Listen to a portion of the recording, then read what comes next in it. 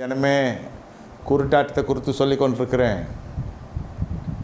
சபையில், செய்தியில், ஆராதனையில், குடும்பத்தில், உங்கள் பயணங்களில், உங்கள் ஊழியத்தில் எவ்வளோ குருட்டாட்டத்தை நம்ம பார்த்து கொண்டிருக்கிறோம். என்னை கேட்டுக்கொண்டிருக்க தேவனுடைய ஜனமே, கண்களை இருந்தும் குருடலாக இருக்கிறாங்க. பரிசேயர்களுக்கு தெரியல இயேசு கிறிஸ்துவினுடைய அருமை பெருமை, வருகிற மேசியா வந்துட்டாருன்னு தெரியல. இவர் உலகத்தின் பாவத்தை தூக்கி சுமக்க வந்த தேவாட்டுக்குட்டி என்று தெரியல. அவரை குறித்து விமர்சிக்கிறாங்க. பரிசுத்த ஆவி இருக்கிறது. யாக்கோபருடைய வீட்டில் யோசேப்பு பரிசுத்த ஆவியை பெற்ற மனுஷன், அபிஷேகம் பண்ணப்பட்ட ஸ்தானாதிபதி நம்ம வீட்டில் இருக்கிறாருன்ற அந்த அறிவு, அந்த மனக்கண்கள் திறக்கப்படல யாக்கோபுக்கு. தகப்பனும் தாயும் என்னை வணங்குவாங்க நினச்சிங்களான்னு சொல்லி அவர் கோவப்படுறார்.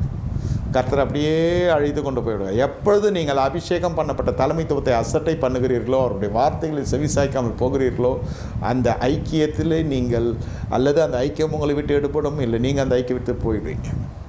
ஏன்? உங்களுக்கு ஒரு விஷயம் அந்த வார்த்தை கொடுக்கப்படுகிறது. அது உலக பிரகாரமாலாம் நம்ம போட்டு திங்க் பண்ணி யோசிச்சுட்டு இருந்தோம்னா அவ்வளோதான். அது தேவனுடைய வெளிப்பாடு, உலகத்துக்கு மறைவானது அது.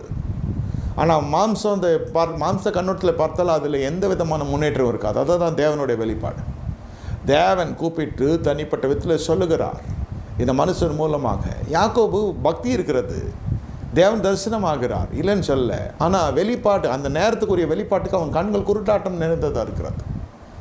ஆனால் அதை விசுவாசிக்க முடியல, ஏற்றுக்கொள்ள முடியல.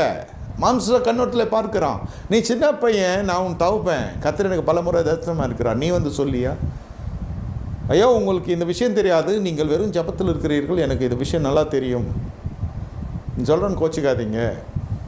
இது மாம்ச கண்ணோட்டில் பார்த்து சில தீர்மானங்கள் எடுக்கிற பொழுது உன்னுடைய வாழ்க்கையில் என்ன நடக்கும் என்றால், வரப்போகிற வறுமைக்கு கர்த்தர் விலக்கி காப்பதற்கு, வளமற்ற சூழ்நிலைக்குள்ளே நீ போகாது இருப்பதற்கு தான் கர்த்தர் உங்களை கூப்பிட்டு தடுத்தாட்கொண்டு கர்த்தர் உங்களை ஆசீர்வதிக்கிறார்.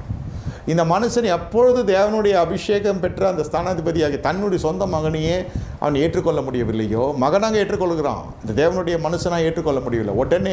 உடனே கொஞ்ச நாட்களில் அவனுக்கு சொப்பனக்காரன் பேர் வைக்கிறாங்க. அவன் இந்த குடும்பத்தை விட்டே தள்ளப்பட்டு விடுகிறான். ஆனால் யாக்கோபுக்கு வருகிறதோ ஒரு துர்ச்செய்தி வருகிறது. மகன் இறந்து விட்டான் என்று துர்ச்செய்தி வருகிறது. அவன் கண்ணீரும் கமலையுமாய் வாழ்க்கை முழுவதும் காணப்படுகிறது. 17 வயது நிறைந்த மனுஷன் இறந்து விடுகிறான், மகன் இறந்து விடுகிறான் என்றால் எவ்வளோ துக்கம் இருக்கும். தேவையில்லாத கண்ணீர், தேவையில்லாத சஞ்சலம். எதுக்கு பிரச்சனைன்னு நினைக்காதீங்க. தேவ வெளிப்பாட்டுக்கு செவி கொடுங்க. வரப்போகிற கண்ணீருக்கு நீங்கள் விலக்கி காக்கப்படுவீங்க.